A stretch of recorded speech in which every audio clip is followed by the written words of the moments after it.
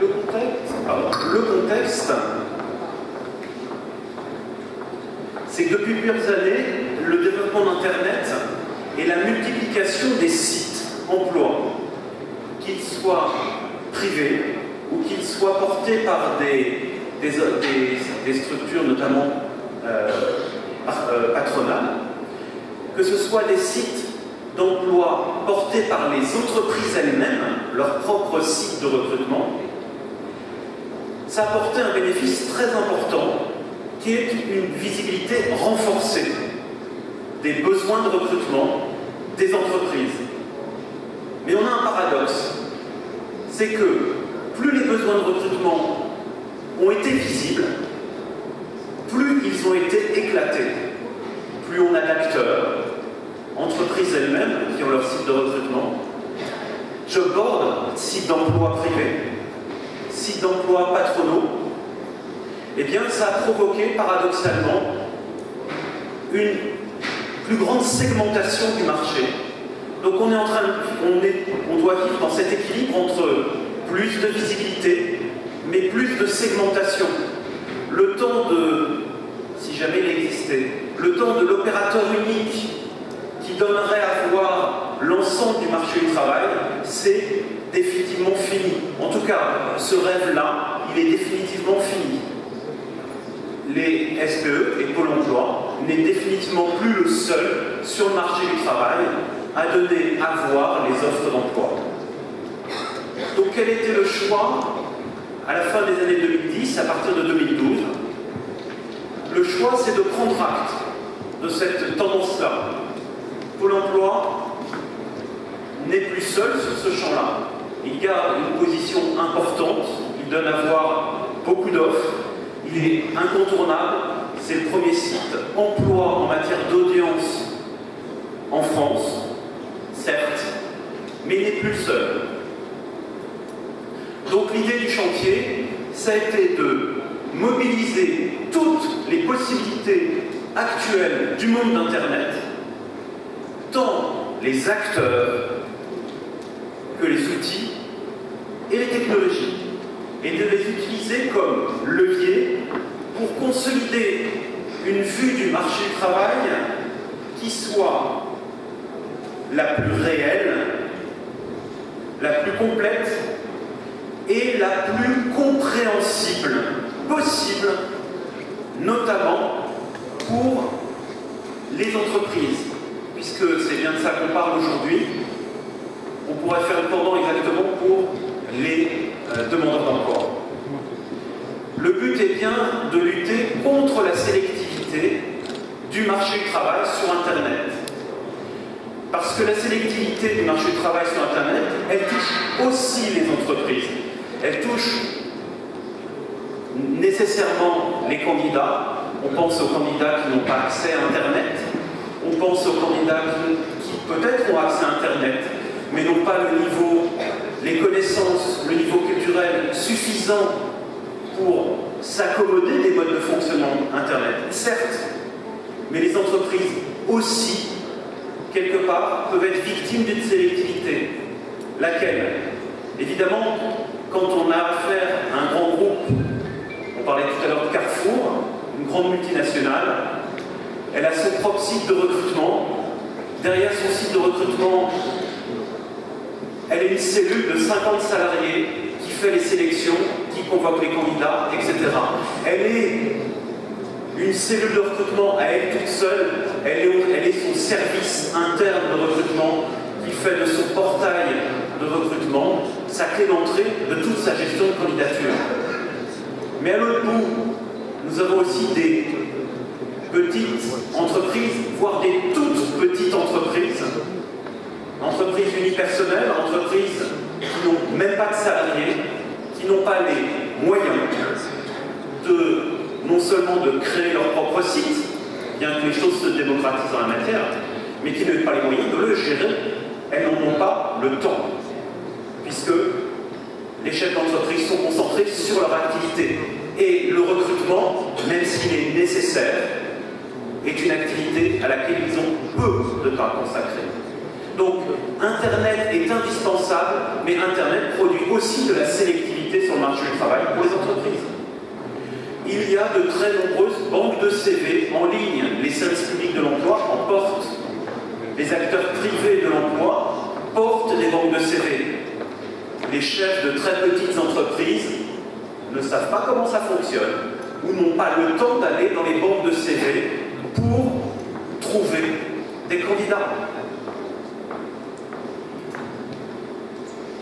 Donc, Pôle emploi s'est engagé sur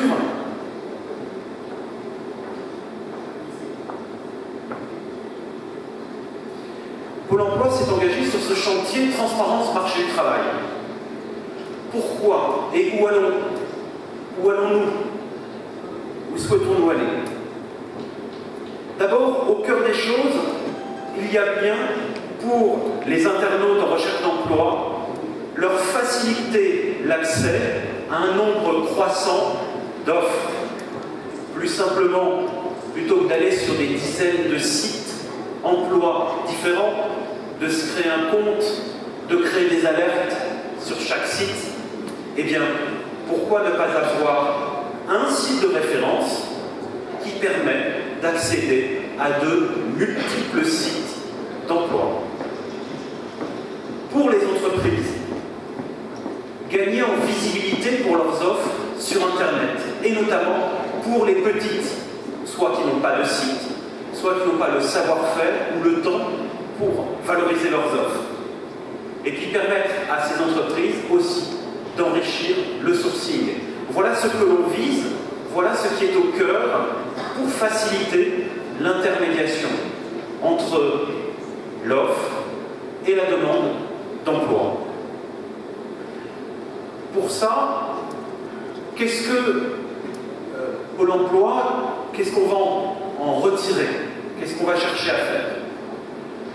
On l'a évoqué tout à l'heure au travers des services qu'on met à disposition des entreprises en ligne. Ce qu'on va rechercher, c'est effectivement un rapprochement plus fluide de l'offre et de la demande. La collègue tout à l'heure évoquait tout à l'heure la possibilité donnée à des entreprises de se débrouiller toutes seules dans la conduite de leur recrutement. Et effectivement, un certain nombre d'entreprises n'ont pas besoin de nous pour conduire leur recrutement. Pour autant, leur donner accès à des bases de CV enrichis, leur donner accès à des services sans que nous intervenions, c'est le service qu'elles attendent. D'autres vont attendre une intermédiation, cette fois-ci active, où le conseiller, où la richesse de notre réseau de conseillers implantés dans les territoires va être un élément majeur. Et j'aborde déjà tout de suite un élément de limite. Nous, SPE, nous avons une richesse d'action que n'ont pas les autres acteurs de l'emploi en ligne. C'est notre réseau physique qui est capable de mettre un visage, un nom, une confiance derrière une relation. Nous avons fait le choix, comme ensemble, de mettre à disposition des services en ligne, dématérialisés, fluides, mais notre valeur ajoutée, ce que les autres ne pourront jamais faire, c'est de mettre un nom, une connaissance d'un marché du travail local, et c'est en général ce qu'attendent les entreprises quand elles veulent un service de haute valeur ajoutée. Vous l'avez compris, cette transparence du marché du travail, ce n'est pas un sujet que nous avons mené tout seuls. Nous l'avons mené sur un élément socle qui est le partenariat. Je l'évoquais tout à l'heure, les acteurs de l'emploi en ligne se sont multipliés. Plutôt que de lutter contre, eh bien, nous avons décidé d'agir avec. Et quel intérêt vont trouver ces acteurs à travailler avec Pôle emploi? D'abord, ils vont trouver une plus grande audience de leur site, de leurs offres sur notre site. Nous restons le premier site emploi en France. Gagner de l'audience, du flux sur leur site, c'est ce qui fait tourner leur business model. Et puis, gagner aussi des candidats qui vont venir alimenter leur CV Tech, leur banque de CV. C'est aussi alimenter leur business model. Donc si on s'échange réciproquement des données, des offres et des profils, on y reviendra sous quelles conditions, eh bien, on a à y gagner, nous, dans notre mission de service public de transparence du marché du travail, eux, dans leur business model.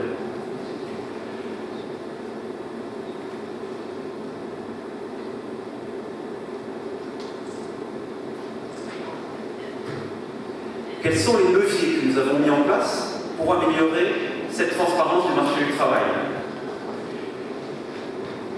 Les trois leviers qui sont appuyés sur le partenariat sont les suivants. D'abord, l'agrégation des offres d'emploi.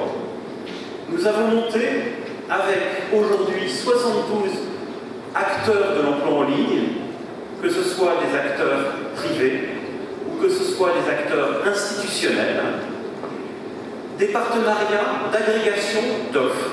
C'est-à-dire que nous publions sur notre site leurs offres. Cette publication se fait sous certaines conditions. Un, c'est un échange de données qui est gratuit. Nous ne facturons pas la publication des offres sur notre site à ces acteurs. Deux, leurs offres doivent être légales. Nous n'acceptons pas les offres d'emploi discriminatoires ou qui ne respecteraient pas le Code du travail. 3. Nous avons l'ambition de dédoublonner les offres. La vision réelle du marché du travail n'est pas dans l'accumulation des offres redondantes. Voir 10 fois la même offre n'apporte rien à personne. L'idée pour nous, c'est de donner la vision la plus unique du besoin, du recrutement. Aujourd'hui, ça veut dire quoi? Je vous disais, 72 partenaires avec qui nous avons une convention d'échange de données. Nous avons été en contact jusqu'à maintenant à peu près sur le marché français avec 700 partenaires potentiels. À ce jour, nous n'avons retenu que 70 parce que répondaient aux critères. Il y a 3 ans, notre site mettait à disposition les offres uniquement de Pôle emploi, c'est-à-dire en moyenne, tous les jours, entre 130 et 150 000 offres. Aujourd'hui, c'est entre 450 et 550 000 offres que nous mettons à disposition des demandeurs d'emploi. Donc, nous jouons la transparence au bénéfice des candidats, mais aussi au bénéfice des entreprises. Rien ne les oblige à passer par nous pour publier une offre. Si elles souhaitent payer pour publier une offre, si elles souhaitent passer par leur organisation patronale pour publier une offre, elles font comme elles veulent. Nous, notre intérêt, c'est que des demandeurs d'emploi puissent se voir, puissent s'abonner à ces offres sur notre site. Le tout, c'est que les personnes puissent retrouver un emploi et que les entreprises puissent trouver les candidats dont elles ont besoin. Ce service-là, on a mené des enquêtes de satisfaction. 80% des candidats qui ont vu ces offres-là se sont déclarés satisfaits de voir ces offres-là parce que c'est des sites, c'est des offres, c'est des abonnements qu'ils n'avaient pas.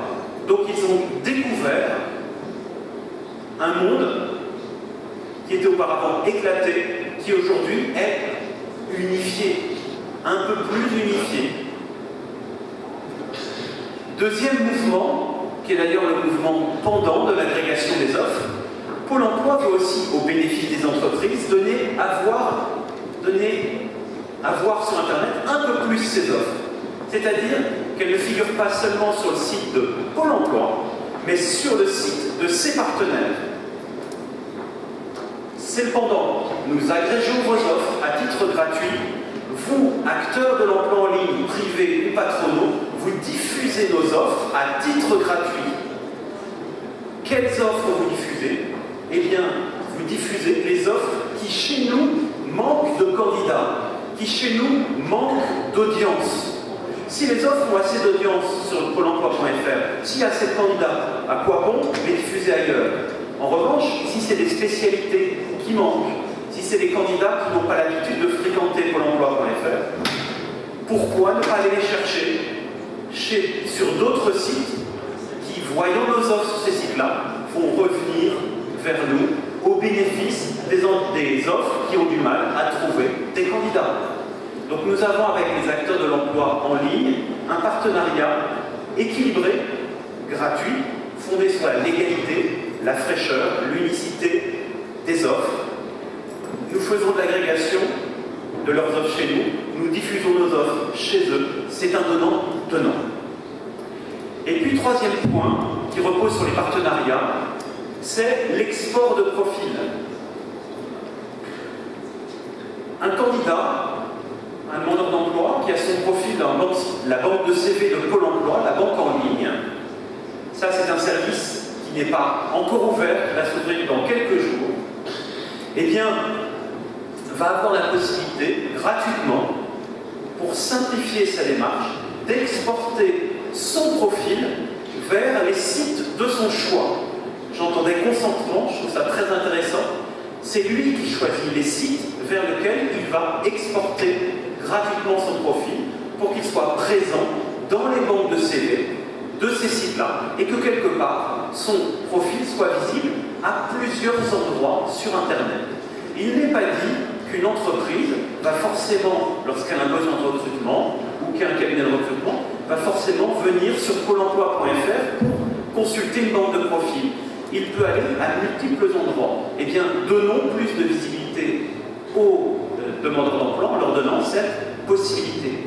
Alors encore une fois, ça ne va pas être utile aux personnes qui sont à l'aise déjà sur Internet, via Déo, LinkedIn, etc. Il y a des gens qui sont parfaitement à l'aise. Non, c'est pas ça qu'on vise. On vise justement ceux qui sont le moins à l'aise sur Internet, qui ont besoin de la caution, de l'aide de Pôle emploi pour aller vers d'autres acteurs, donner à voir leur profil de façon un peu plus large sur Internet, en mettant à disposition leur profil sur d'autres sites. Je ne reviendrai pas sur les deux points suivants parce que, quelque part, c'est quelque chose qui a déjà été évoqué par mes collègues et j'ai envie de dire que Pôle emploi ne fait rien de particulièrement nouveau, que ce soit les salons en ligne, que ce soit de la mise à disposition info marché du travail, ou que ce soit d'ailleurs l'enquête annuelle que l'on fait sur les besoins de main-d'œuvre, qui est de la transparence projective, d'anticipation. Tous les ans, depuis 2011, Pôle emploi fait une enquête prospective auprès de plusieurs milliers de recruteurs, auprès d'un panel représentatif, en leur demandant d'exprimer deux choses. Ont-ils des besoins de recrutement? De quelle nature sont-ils? Et deux, anticipent-ils des difficultés à recruter? Pensent-ils qu'ils auront des difficultés? Et de quelle nature peuvent être ces difficultés? Formation, inadéquation, difficulté à trouver des candidats, difficulté à retenir des candidats. Cette enquête, elle est ensuite mise à disposition de tout un chacun, cette enquête besoin de main-d'œuvre, dans une data, dans un open data, qui permet à tout acteur, qu'il soit public ou privé, de bénéficier de cette enquête sur les anticipations de besoins de recrutement. Et la transparence du marché du travail au bénéfice des entreprises, c'est aussi ça. C'est pas seulement de la donnée offre, de la donnée profil à l'instant T, c'est aussi ce qu'attendent beaucoup de décideurs ou d'entreprises, c'est de pouvoir voir plus loin. Qu'est-ce qui va se passer dans mon secteur? Qu'est-ce qui va se passer? Est-ce que je vais avoir des difficultés ou non à recruter? Et ça, ce forme de Big Data, c'est disponible, c'est ouvert, c'est utilisable. J'en terminerai là. Cette approche voulue par Pôle emploi, la mise en œuvre de l'ensemble de ces leviers, permet de créer un cercle vertueux amenant plus de transparence.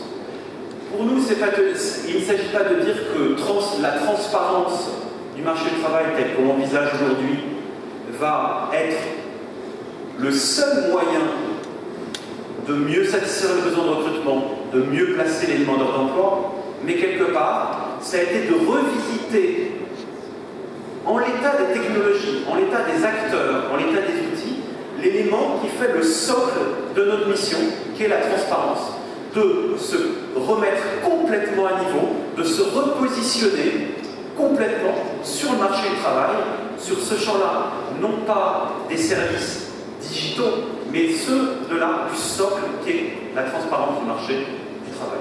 Je vous remercie.